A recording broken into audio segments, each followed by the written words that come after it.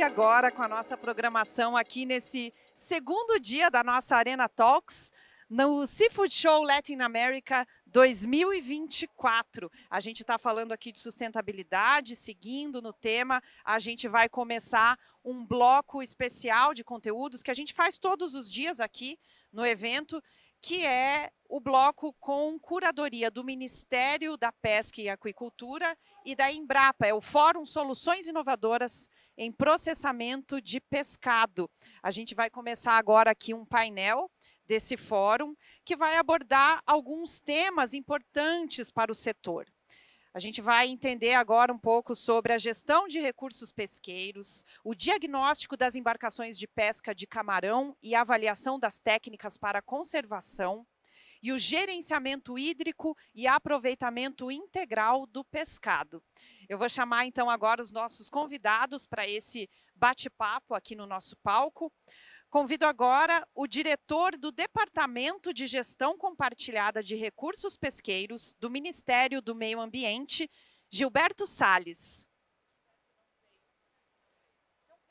Tá, então, desculpa, gente, o Gilberto não vai participar, ele estava na programação, mas ele não conseguiu chegar aqui. A gente vai seguir o painel, então, com os nossos outros convidados. Eu vou chamar, então, aqui ao palco a pesquisadora da Embrapa Agroindústria de Alimentos, Janine Passos. Janine está aqui acertando o fone de ouvido, já vai subir aqui no nosso palco. Vou chamar também o pesquisador da Embrapa Pesca e Aquicultura, Leandro Canamaro. Leandro, por gentileza, venha para cá para o nosso palco. Leandro e Janine, sejam muito bem-vindos aqui no palco da Arena Talks. Muito obrigada pela presença. E para mediar aqui essa conversa, está subindo aqui no palco agora a chefe-geral da Embrapa Pesca e Aquicultura, Daniele de Bem Luiz. Daniele, muito obrigada por vir aqui mediar essa conversa. Agora a condução é sua.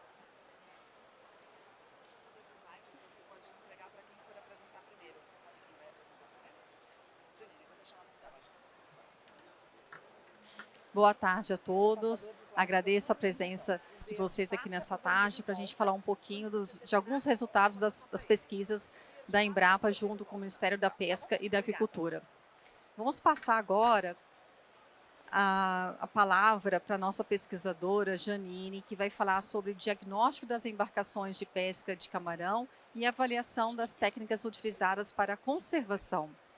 Janine, muito obrigada pelo seu aceite, pela sua presença aqui, e o palco é seu. Boa tarde.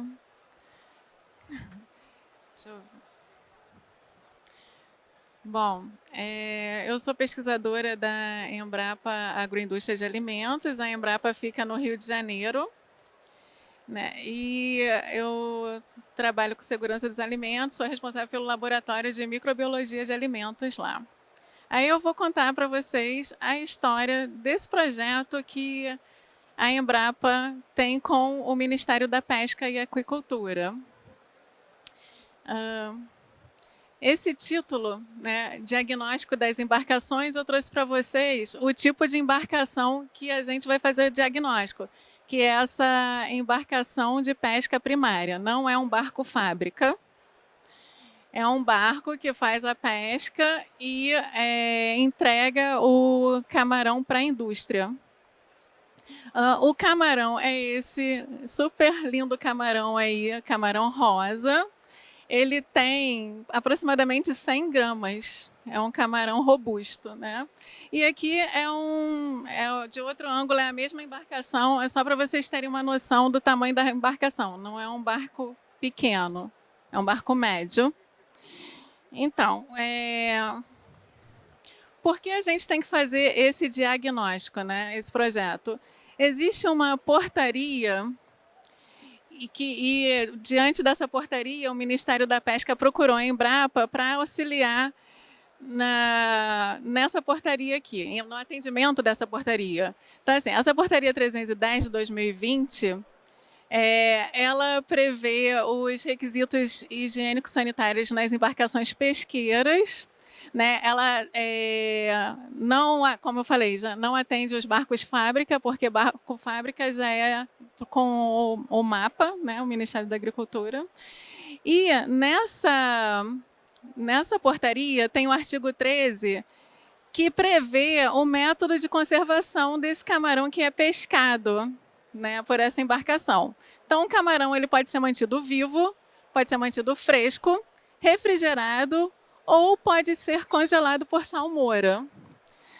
E o que acontece com aquela embarcação, né, tem cerca de 487 embarcações que não fazem esse tipo de nenhum desses 4 tipos de conservação. Eles usam um outro método e esse método não está previsto nessa portaria, então essas embarcações não foram contempladas e elas podem perder a licença delas. Então, como a Embrapa vai entrar, né, nesse projeto? A gente vai fazer um monitoramento desse método de conservação, né, e vai coletar os dados e fornecer para o Ministério da Pesca enquadrar essas embarcações na portaria ou não, ou seja, adotar esse método oficialmente na legislação. E aí, como vai se dar esse trabalho? A gente vai ter que acompanhar os cruzeiros de pesca dentro desse barco, na região sul, sudeste, norte e nordeste do Brasil. A gente já começou a fazer um cruzeiro. Deixa eu voltar aqui. Não. Esse daqui até é uma foto do camarão, o modo como eles conservam o camarão. O que eles fazem? Bom, os cruzeiros demoram entre 45 e 60 dias. Então, essas embarcações elas congelam o camarão. E aí o que a gente vai fazer? A gente tem que monitorar essa temperatura de conservação durante todos esses 45 a 60 dias para verificar se vai interferir na qualidade sensorial, na microbiológica, na fisicoquímica. E a gente também tem que verificar, de acordo com essa instrução normativa 23, os requisitos de qualidade, né, que dizem que ela é específica para camarão. E tem um parágrafo que diz como deve ser o método de congelamento do camarão. Então, para ser considerado um congelamento rápido, que é aquele que não vai interferir nas características sensoriais e vai manter a qualidade do camarão, você tem que fazer esse congelamento no máximo em 2 horas, passando da temperatura de -0,5 até -5 graus Celsius. E depois manter esse camarão durante todo o tempo do cruzeiro, até chegar no porto e entregar ele para a indústria a -18 graus. Então, a gente contratou engenheiros de pesca para embarcarem e ficarem nesse cruzeiro por esse período, fazendo esse monitoramento, coletando as amostras e também para fazer o mapeamento dos pontos críticos de controle, porque essa legislação 310 também prevê a qualidade, o trabalho, né, de boas práticas dentro da embarcação. Essas amostras coletadas, eles também, na embarcação, vão medir a temperatura interna do camarão, porque ela tem que atingir, né, ali o centro geométrico de -18 graus, vão ver as características sensoriais que tem nessa instrução normativa também diz como tem que ser a qualidade sensorial do camarão. Então, tem que atender tudo isso nesse trabalho de bordo. Lá na Embrapa, né, depois que ele coletar desse cruzeiro de 60 dias, aí ele vai levar as amostras para lá e no laboratório de microbiologia, a gente vai fazer essas análises aí com esses nomes que não são muito familiares para muita gente, mas essas bactérias mesófilas aí dão um aspecto geral assim dos micro-organismos patogênicos, né? Porque a maioria dos patogênicos cresce numa temperatura mesófila de 37 graus Celsius. Então, se tiver uma contagem muito alta nessa temperatura, a gente considera que o produto está impróprio. Então, é basicamente esse controle. E vai fazer essas análises, salmonela, E. coli, estáfilo, que é previsto para pescado, né? E também vai fazer as análises físico-químicas, avaliação biométrica, o pH, que já leu, no pH vai ler a bordo e vai ler na amostra do laboratório também. Método de cor, perda de água, para quê? Tudo isso para a gente coletar dados e reunir esses dados e verificar se essa técnica ela interfere na matéria-prima que vai para a indústria.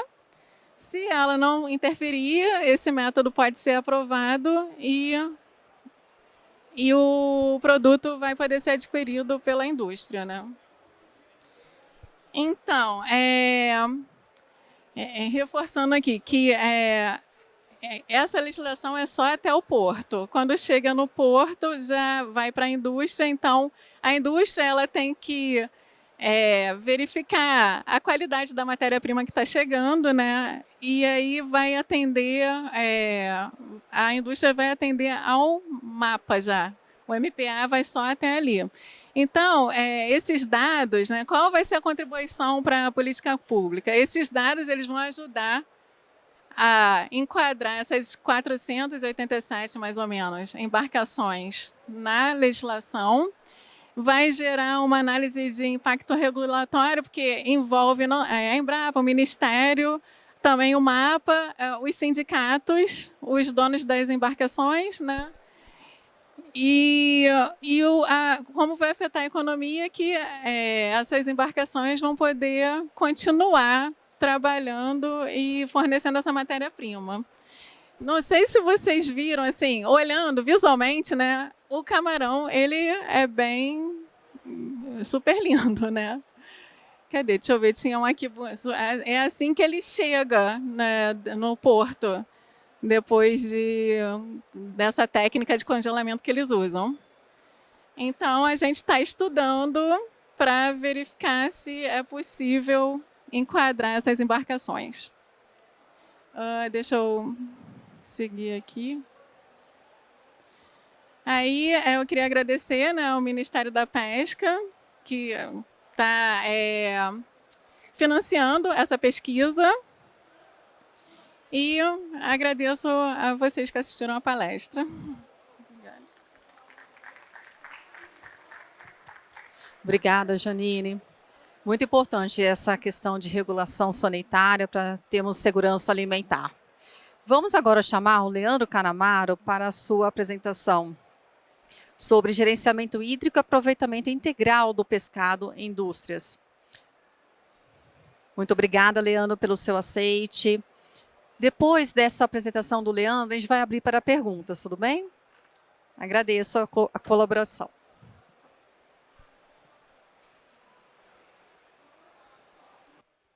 Ok, eu acho que vocês estão me ouvindo, né? Eu estou me ouvindo aqui, preciso me acostumar com essa situação. Bom, gente, primeiramente agradeço, parabenizo a organização pelo evento, o evento está muito bom, bem organizado, agradeço a apresentação, agradeço a Daniele.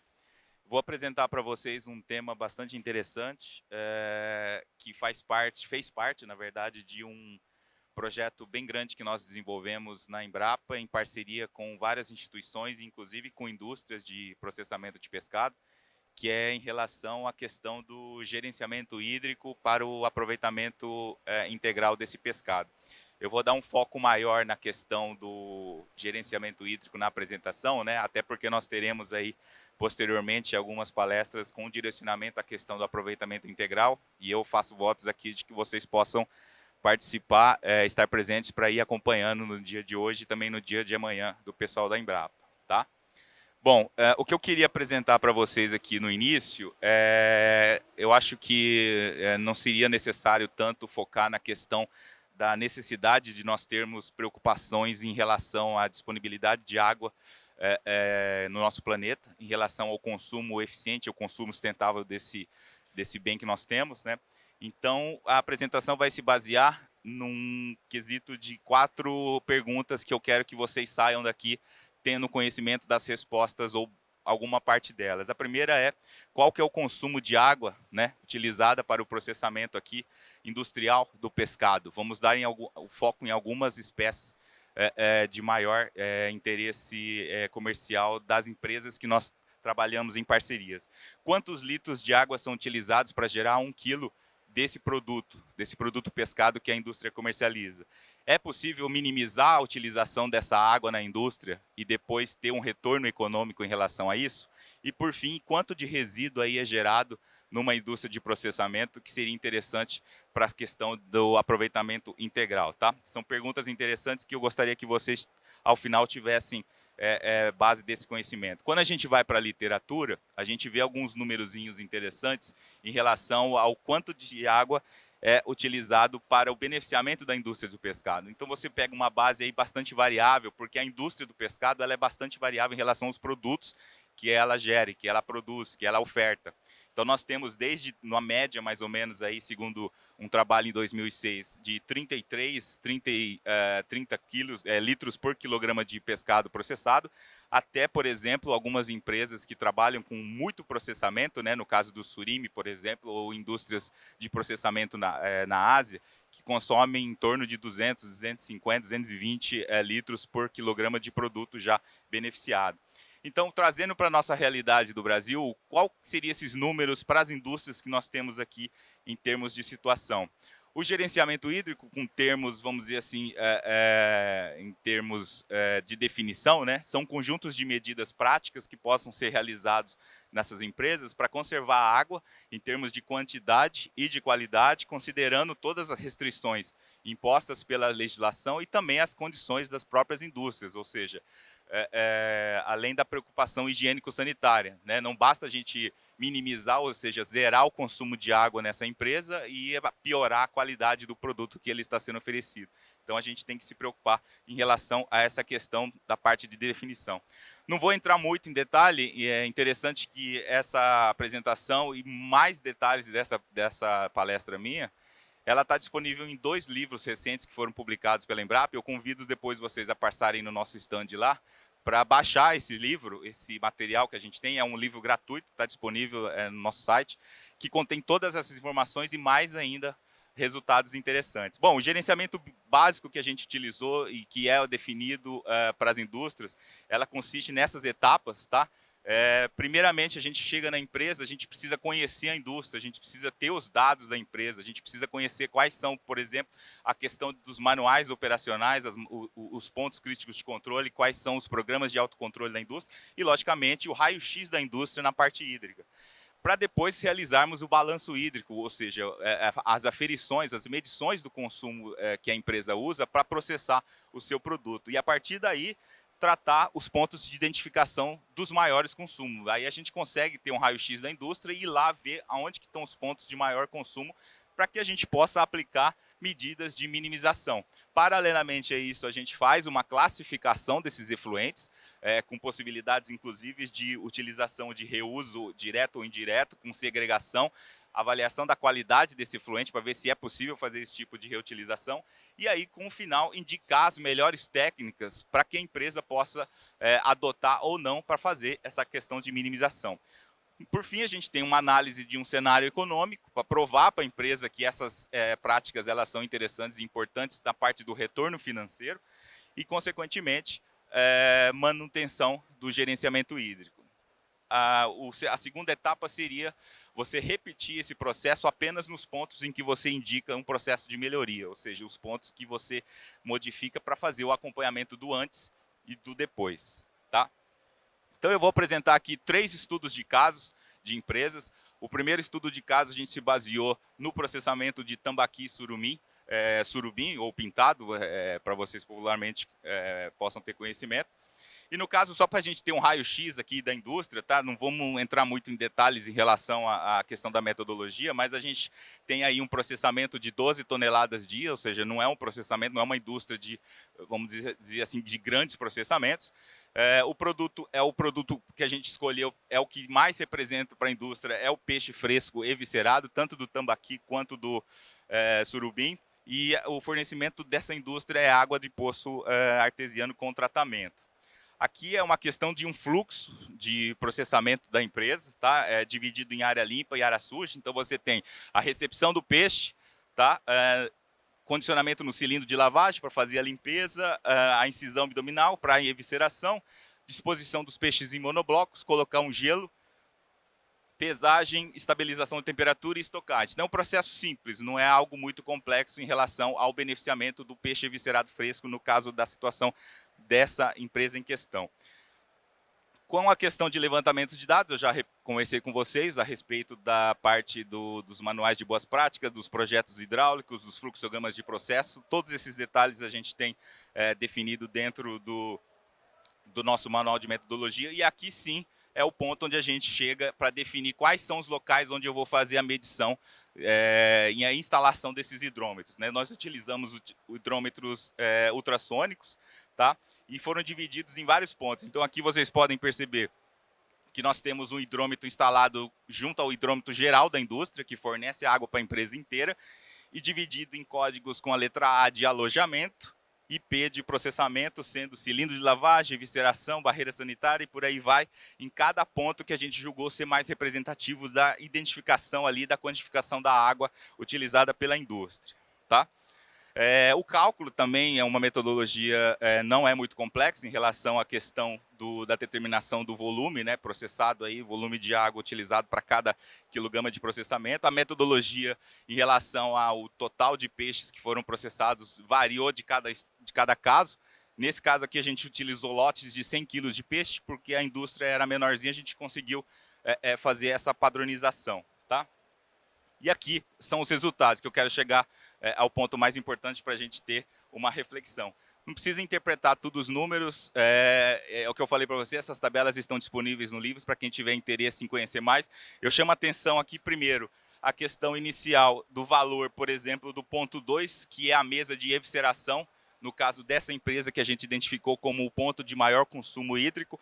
E se a gente pegar aqui embaixo o valor global, em relação ao uso da água, a gente tem, antes do balanço, antes das intervenções realizadas pela nossa equipe, a gente tinha uma média de 11,08 litros por quilograma de peixe processado. No caso aqui, matéria-prima, e no outro lado ali, produto acabado para o tambaqui. No caso ali... Há 55 anos nascia a Francal. Mas como ela... quilograma de pescado processado.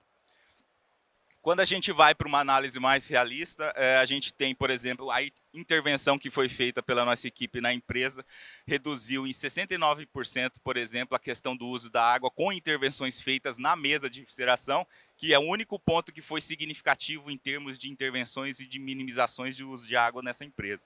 Isso resulta no resultado final com uma queda, uma redução de 27% no volume global da água utilizada por essa empresa.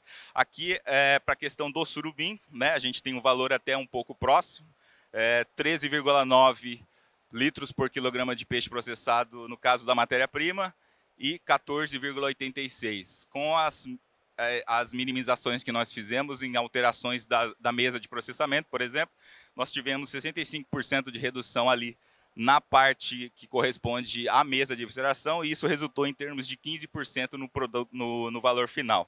Para vocês terem uma ideia, o inicial aqui representativo da parte da mesa de evisceração, né, água contínua, pouco canal de escoamento de efluente, e aí a gente instalaçou alguns bicos dosadores e uma disposição que permitia o controle do uso da água, não de forma contínua, mas de forma em que o processador fazia essa questão do processamento.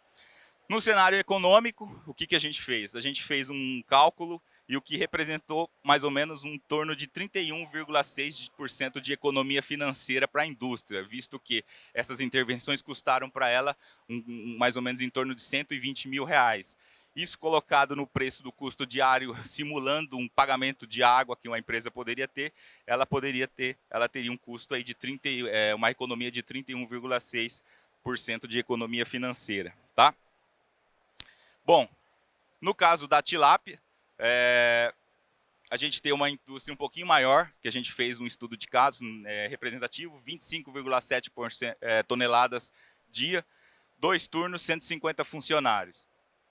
Os pontos aqui são similares, a gente definiu ali o hidrômetro geral, tanque de depuração, sangria, cilindro de descamação, evisceração, toalete para acabamento de filé, os tanques de congelamento, limpeza, máquina de gelo, a máquina de Skinner, que é para fazer a retirada da pele, refeitório, administração, banheiros e vestiários. São os setores que a gente definiu na indústria e instalamos equipamentos para fazer a medição do volume. E indo para os resultados, o que a gente tem? Quem são, entre aspas, os maiores vilões do consumo de água no caso da empresa? Tá? A gente tem aqui 40,71% relacionado ao tanque de depuração. Outros processos são pontos que não foram mensurados por termos de hidrômetro, então a gente tinha um balanço geral menos o balanço que foi medido, então são pontos que são perdidos ali dentro da indústria para outros processos, principalmente para a questão de lavagem. 32,32% para lavagem de equipamentos, utensílios, pátio, enfim. Cilindro de descamação, 11,24%. E a máquina de limpeza, de remoção de pele, 4,14%. Tá? Aqui a questão do uso global da água e do rendimento final que a indústria tinha. Então, nós temos, em geral, 2 turnos. Então, nós temos aqui o uso global da água em torno de 430 metros cúbicos para o processamento como um todo, uma produção de média de 25 toneladas e o rendimento de 34% de filé. No caso, o produto aqui é o filé de tilápia congelado. Tá? Acho que esse slide aí acabou ficando perdido aí, perdão. Bom, aqui um exemplo dos pontos que foram solicitadas as intervenções, as modificações. Então, nós temos ali no tanque de sangria, antes, o que tinha um fluxo contínuo de água, passamos para uma troca por batelada, uma troca periódica de água. Fluxo contínuo de água no cilindro com baixa pressão, instalação de bomba com sensores para evitar essa questão do controle do fluxo. Torneiras com fluxo contínuo, redução do diâmetro da torneira. Água de escoamento de resíduo, isso aqui é bastante significativo e interessante, porque antes da instalação dessa rosca, assim, enfim, para empurrar o resíduo sólido da indústria, eles utilizavam a água como forma de empurrar todos esses dejetos. Tá? E algumas mangueiras de pressão que foram utilizadas para melhorar a eficiência e economia de água.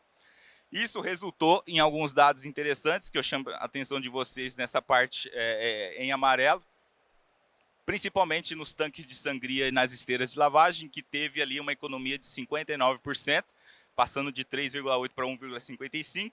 As mesas de evisceração e filetagem de 6,71 para 0,64, ou seja, 90% de redução ali com o uso daquela rosca sem fim para empurrar o resíduo apenas. Tá? E isso resultou num consumo final ali de 19,45 para 14,13%, no caso 14,13 litros por quilo de tilápia processada, de produto acabado. Tá? Como vocês viram, a questão do maior, entre aspas, vilão aí do processamento era a questão do tanque de depuração, que tinha o maior consumo hídrico, né, 40% do volume total da empresa. Então, nós fizemos um estudo de bancada em termos de possibilidade de utilizar essa água para reutilização, segregar esse volume e utilizar.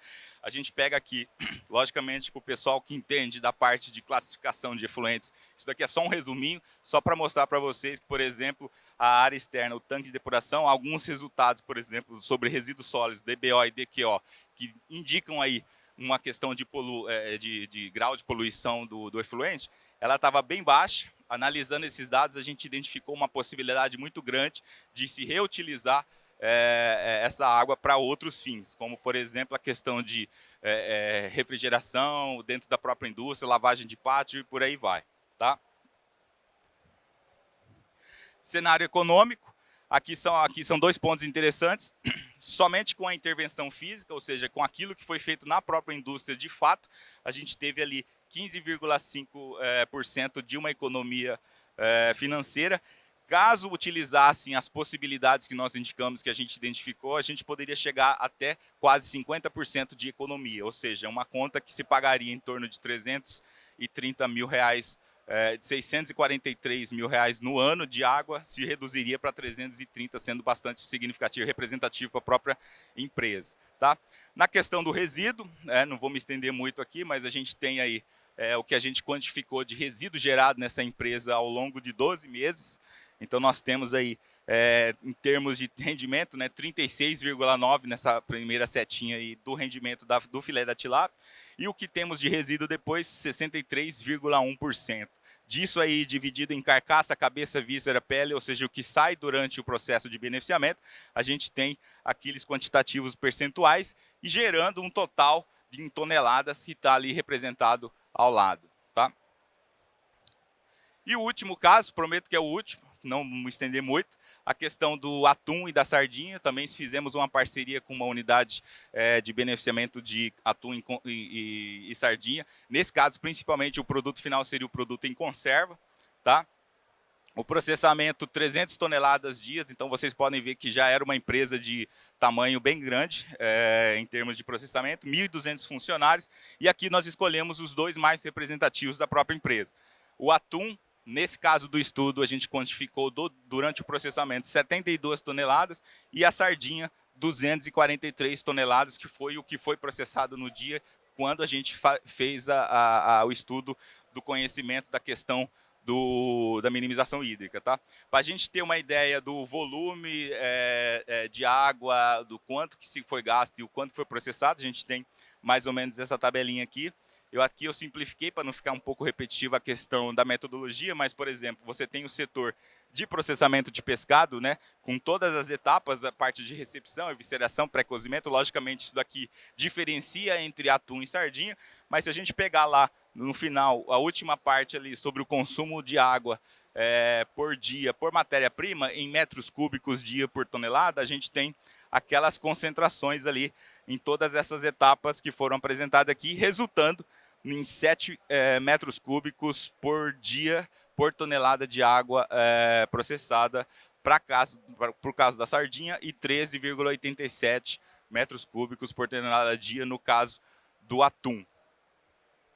Em termos vamos dizer assim, de resumo, né, nós temos aqui a questão do refeitório, processamento, limpeza, higiene e apoio, ou seja, a fábrica de gelo. O que a gente identificou na sardinha é que nós temos aí o maior percentual, mais de 50% do percentual desse consumo hídrico no processamento, e no caso do atum, esse maior percentual aí foi identificado nas etapas de limpeza e de higienização dos processos analisados. Tá? Aí, por fim, para que a gente tenha um balanço final do que foi apresentado, a gente pode ver uma sinergia desse diagrama, onde você tem, quanto mais você economiza em termos de água dentro da sua indústria, dentro da sua própria empresa, você reduz custos, você reduz a geração de efluentes, que efluentes são custos para serem tratados depois, você diminui a questão de resíduo sólido, otimiza isso, diminui a energia gasta necessária para que se faça o tratamento, diminui a geração de poluentes. E no interior a gente aumenta a questão da competitividade da empresa, porque pelos cenários econômicos analisados a gente viu que tem um retorno financeiro interessante para a própria indústria, que pode explorar isso dentro de um marketing ambiental, dentro de uma sustentabilidade, para a geração de coprodutos de interesse comercial. Tá? Eu acabei passando um pouquinho rápido para que vocês possam entender. São muitos dados, muitas informações, mas, novamente, eu faço convite para que vocês possam ter acesso a todas essas informações que estão livres, estão disponíveis nos nossos livros que estão disponíveis na internet. E convido depois, quem tiver interesse, discutir mais alguma coisa, a gente vai estar ali no stand junto com o pessoal do Ministério da Pesca, tá? E Agricultura. É isso, gente. Obrigado. Obrigado. Obrigada, Leandro. E como é importante a gente reduzir a água no processamento, né? Como você disse, a gente não está reduzindo apenas água, mas custos de produção. E com essa mesma quantidade de água, a própria unidade de beneficiamento ela pode aumentar a sua capacidade produtiva, sem necessidade de aumentar esse insumo. Pessoal, nós estamos aqui, finalizamos as duas. Eu gostaria de saber se vocês têm alguma pergunta, gostaria de fazer alguma pergunta aqui para os nossos colegas, nossos pesquisadores da Embrapa. E se caso tenham, levantem a mão que a gente leva o microfone para vocês. Aqui na frente. Obrigada. Olá, meu nome é Patrícia, eu sou pesquisadora da Embrapa e eu gostaria de elogiar essa pesquisa. Trabalho maravilhoso, acho que de grande importância para as indústrias de processamento de pescado. Os dados realmente ressaltaram a importância do gerenciamento hídrico. Se as empresas ainda não fazem, deveriam abrir os olhos, né, para esse filão aí que os dados estão aí, né? Só estão prontos para serem acessados. Parabéns pelo trabalho, adorei, de grande importância. Obrigada, Patrícia. Inclusive, os livros que foram publicados, um cita a metodologia, certo, Leandro? E o outro tem os dados não apenas do balanço hídrico, mas também de toda a quantificação e qualificação do resíduo sólido de todas essas espécies que o Leandro apresentou. Ou seja, muitos professores estão reportando que estão usando este material como material para usar em suas disciplinas de processamento do pescado. Parabéns à equipe.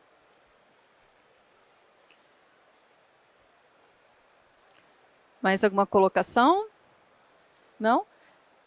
Janine, gostaria de comentar alguma questão? Então, agradeço, pessoal, sobre toda a presença de vocês aqui, sobre esses 2 projetos que nós executamos e temos em execução junto com o Ministério da Pesca e da Aquicultura. Fiquem à vontade para visitar nosso stand, para baixar os livros, e agradeço a participação de todos.